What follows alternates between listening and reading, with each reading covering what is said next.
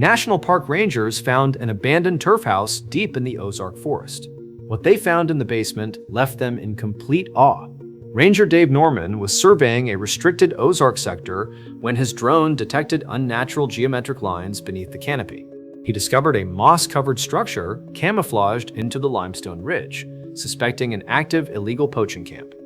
But before we start our story today, make sure to subscribe, smash the like button, and hit the notification bell so you won't miss any news stories. If I knew what was waiting beneath that house, I never would have approached it alone, National Park Ranger Dave Norman said when reporters interviewed him afterward. Everything about that place told me it had been deliberately hidden, but at the time, I believed I was looking at an illegal hunting camp. What Dave was about to discover was far older and far more extraordinary than anything he had imagined. This is what happened in that restricted section of the Ozark forest. According to Dave, the morning began like dozens of routine survey missions he had completed before. He had been assigned to inspect a remote forest sector where park officials had recently received reports of unauthorized activity. Several motion-activated cameras had disappeared from nearby trails. Animal remains had been found outside designated hunting areas. And during the previous month, residents living near the park boundary had reported hearing vehicles moving through the forest late at night. Park officials suspected poachers were using abandoned logging roads to reach parts of the reserve that were normally closed to the public. Dave's task was simple. He would fly a drone over the restricted sector, search for signs of camps or vehicles, and record anything unusual for the park's law enforcement unit. Just another surveillance flight over an area most visitors would never see. But the mission did not remain routine for long. Dave entered the forest shortly after 7:30 that morning. The sky was clear, the wind remained light, and visibility above the trees was excellent. After hiking nearly a mile from the nearest service road, he stopped in a small clearing and prepared the drone. The aircraft climbed above the canopy and began following a programmed grid across the restricted zone. At first, the live camera feed showed nothing unusual. Dense oak and hickory trees covered the slopes, rock formations appeared between the branches, narrow streams passed through the valleys before disappearing beneath the foliage. There were no vehicles, no smoke, no obvious camps.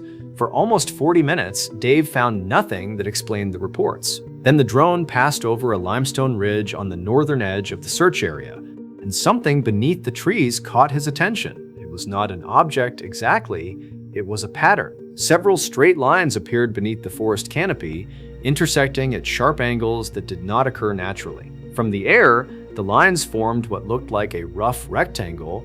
Part of it had been covered by moss and vegetation, but the shape remained too regular to be a rock formation. Dave stopped the drone and lowered it closer to the trees. The camera revealed a section of raised ground built into the side of the ridge. Small trees grew from its roof. Vines hung across its front. The outer walls appeared to be made from limestone, soil, and decaying timber. The structure had been designed to blend into the surrounding landscape.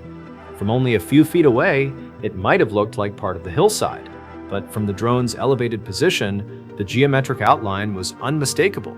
Someone had built a house into the ridge, and then nature had nearly erased it. Dave checked the official maps stored on his tablet. No ranger station was marked in that location, no historic cabin.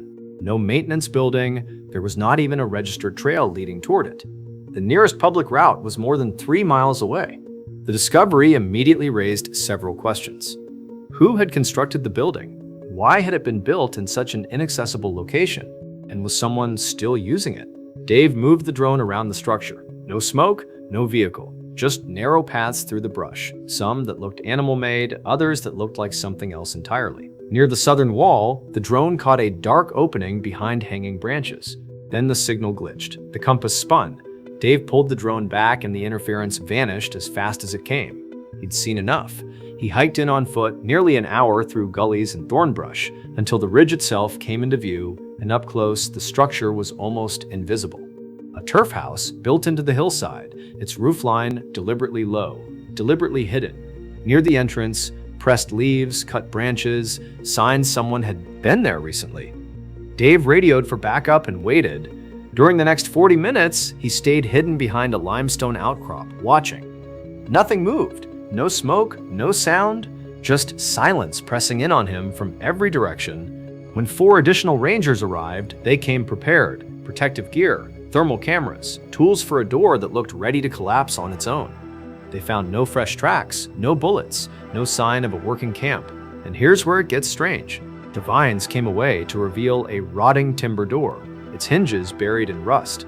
It hadn't been opened in years, but the trampled leaves outside told a different story. So which was it, abandoned or active? There were no windows, no chimney, only one way in.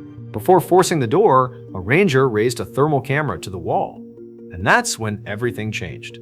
Behind the visible structure, the screen showed cold, a lot of it, a void, rectangular, deeper than any root cellar had a right to be. Whatever this building was, it was only the doorway to something much bigger underground. Think about that for a second. An entire hidden chamber sitting beneath a hunting cabin, undisturbed for who knows how long. The team pried the door loose. Dust and rotten wood spilled across the floor. Inside, an empty room, dirt floor, decaying leaves, an old woven rug, nothing else. For a moment, it looked like a dead end, just another forgotten settler's shack. Then a ranger's boot struck something hollow. Everyone froze. He tapped again with the pry bar. Same sound. The ground wasn't solid. They cleared away the debris and pulled back the rug and found an iron trap door, sealed into the stone with hardened resin. Not just closed, sealed, deliberately, as if someone wanted whatever was below to stay hidden forever. No wires, no modern markings. No record of it existing at all. It took the team nearly an hour to break the seal. When they finally forced it open, cold air rushed out, carrying the smell of dry earth, old wood, and metal. Not rot, not chemicals, just time. A camera on a pole revealed wooden steps disappearing into total darkness. Dave went down first. 12 feet below the forest floor, his flashlight swept across a chamber that stopped every ranger in their tracks.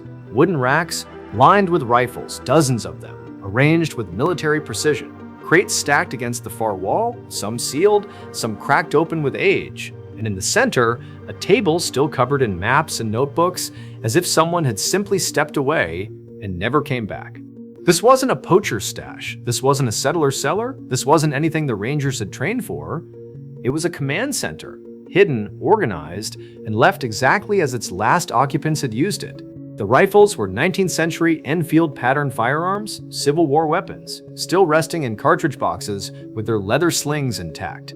Some crates held ammunition, others held black powder, and the team backed out immediately. Old explosives don't forgive mistakes. Specialists were called in. What they found on that table changed everything. Hand-drawn maps, ink still legible after more than a century, marked roads, river crossings, and Union patrol routes across Missouri and northern Arkansas. Red lines, coded notes, a date, 1864. This chamber hadn't just stored weapons, it had tracked an enemy. Historians identified the group almost immediately. Civil War bushwhackers, guerrilla fighters who struck supply lines from hidden bases before vanishing back into the forest. This bunker was built for exactly that. Concealed, defensible, perfectly placed to watch the roads below without ever being seen. But here's the question that stopped everyone cold. Why leave all of it behind? Loaded rifles, sealed ammunition, a notebook still open mid-entry, a chair pushed back from the table like someone meant to return in 5 minutes. The answer was written into the hillside itself. Researchers found evidence of a massive landslide dated to the same period, one that buried the only path to the bunker's front wall. If the fighters were away when it hit, they may have believed the place was destroyed completely. Gone, not worth digging for. So they never came back. And that landslide did something else too. It sealed the chamber shut and accidentally preserved it. Cool, dry, isolated from water and sunlight for over a century, while roads changed, towns grew, and the Civil War faded into textbooks. Down in that chamber, nothing moved, nothing decayed. It just waited. One final detail still haunts researchers. A locked box held a folded list of dates and planned operations. The last entry described an ambush along a Union supply route, days before the landslide likely sealed the bunker shut. There is no next entry. The writing simply stops. Were they caught, scattered, buried in the collapse itself?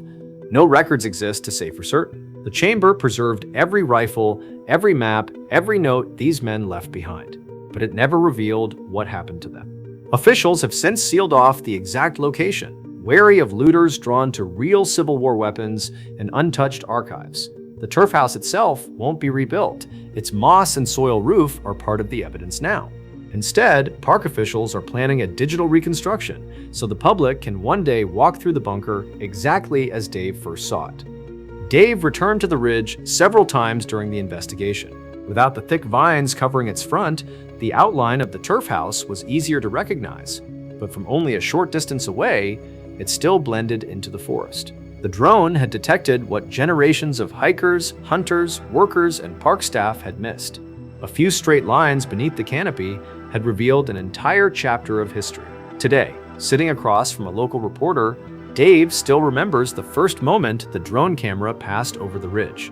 From above, it looked like someone had drawn a rectangle beneath the trees, he says. At the time, I thought we had found a hidden poaching camp. He pauses, remembering the moment the iron door finally opened and the flashlights reached the chamber below. But the most incredible thing wasn't that the bunker had remained hidden for so long. It was that beneath a living forest, an entire Civil War command center had been waiting, untouched, for someone to find it.